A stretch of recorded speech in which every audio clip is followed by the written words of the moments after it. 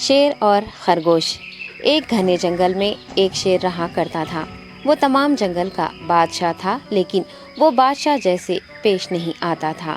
ہر دن بے رحمی سے جنگل کے جانوروں کو کھا جایا کرتا تھا۔ شیر کے خوف سے جنگل کے جانور چھپ جایا کرتے تھے اور خود اپنی بھوک و پیاس کو مار کر سخت مشکلات سے دوچار ہونے لگے تھے۔ اس طرح کچھ دن بعد جنگل کے تمام جانور ایک مقام پر جمع ہوئے اور شیر کے شر سے محفوظ رہنے کے لیے سب مل کر رائے مشورہ کرنے لگے۔ سب نے اپنی اپنی بات رکھی اور آخر میں ایک گیدڑ نے کہا، میرا خیال ہے کہ ہم روز شیر کے ہاتھوں مرنے کے بجائے ہم خود ایک بار شیر کے پاس چلے جائیں۔ اس طرح روزانہ شیر کسی ایک کو کھا لے گا اور ہم سب اپنی اپنی باری سے چلے جائیں گے اور بلا خوف و ڈر سکون سے زندگی گزاریں گے۔ گیدڑ کے مشورے پہ تمام جانور رضامند ہو گئے۔ ایک بندر نے کہا، ٹھیک ہے، تمہاری بات بالکل درست ہے۔ موت کا خوف کرنے کے بجائے اپنی باری آنے تک ہم اطمینان و سکون کی زندگی گزار سکیں گے۔ جانوروں کی بات چیت مکمل ہونے کے بعد خود گیدڑ نے شیر کے پاس جا کر یہ ساری بات بتائی۔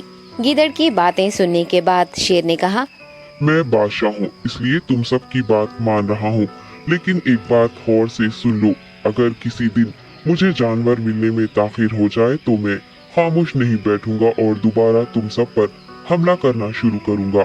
شیر نے بڑے غصے سے یہ سب کہا۔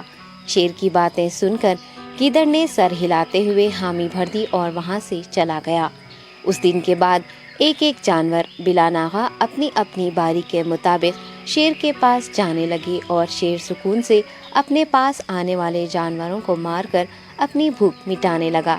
یہ معاملہ ایسے ہی چل رہا تھا اور ایک دن شیر کے پاس جانے کی باری ایک خرگوش کی آئی۔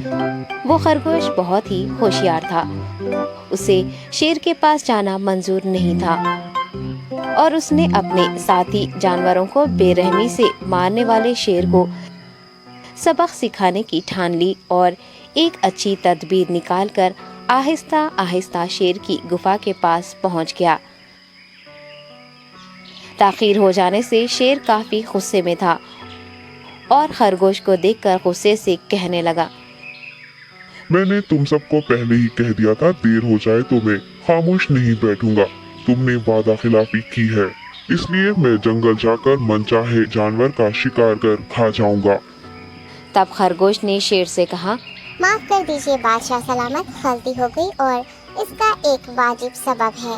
اطمینان رکھیے، میں بیان کرتا ہوں، آپ سنیے اور اس کے بعد آپ آرام سے مجھے مار کر کھا لیں۔ شیر نے پھر غصے سے کہا، وہ کیا بات ہے، جلدی بتاؤ۔ خرگوش نے کہا، بادشاہ سلامت، میں آپ کے پاس آ رہا تھا اور راستے میں مجھے ایک شیر مل گیا اور مجھے مارنے کے لیے آگے بڑھنے لگا۔ میں نے آپ کی بہادری کی بات اس شیر کے سامنے رکھی، لیکن وہ شیر آپ کے بارے میں بہت برا بھلا کہنے لگا۔ یہ سن کر میں نے غصے سے کہا، تم ہمارے جنگل کے نہیں ہو، ہمارے بادشاہ کے بارے میں ایسی باتیں مت کہو۔ یہ سن کر وہ شیر مجھ پر حملہ کرنے کے لیے تیار ہو گیا۔ یہ دیکھ کر میں نے کہا، تم مجھے مارو گے تو ہمارے بادشاہ تمہیں ہرگز نہیں بخشیں گے۔ تب اس شیر نے کہا، تمہارا بادشاہ میرا کیا کر لے گا؟ میں نے کئی ہاتھیوں کو اپنے پنجے سے مار گرایا ہے، تمہارا بادشاہ ہو یا کوئی اور ہو، میرے ہاتھوں بچ نہیں سکتا اور میرے سامنے کوئی ٹک نہیں سکتا، میں اسے ختم کروں گا۔ یہ سب بدتمیزی کرنے لگا۔ میں نے اس شیر سے کہا، تم ہمارے بادشاہ سے آ کر بات کرو۔ تب اس نے فخر سے کہا، میں کیوں آؤں؟ تمہارے بادشاہ میں دم ہے تو اسے ہی یہاں لے کر آؤ۔ یہ کہہ کر مجھے دبانے لگا۔ بادشاہ سلامت، اسی لیے آنے میں تاخیر ہو گئی۔ یہ سنتے ہی شیر غصے سے کہنے لگا، چلو ابھی چلتے ہیں، اسے ختم کر دوں گا۔ یہ سننے کے بعد خرگوش نے شیر کو جنگل کے درمیان موجود ایک کنویں کے پاس لے گیا۔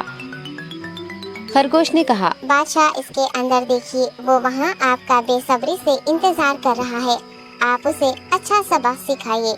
شیر غصے سے فوراً کنویں میں جھانکنے لگا اور زور سے دہاڑنے لگا۔ تب دوسری جانب سے بھی دوسرا شیر دہاڑتا ہوا محسوس ہونے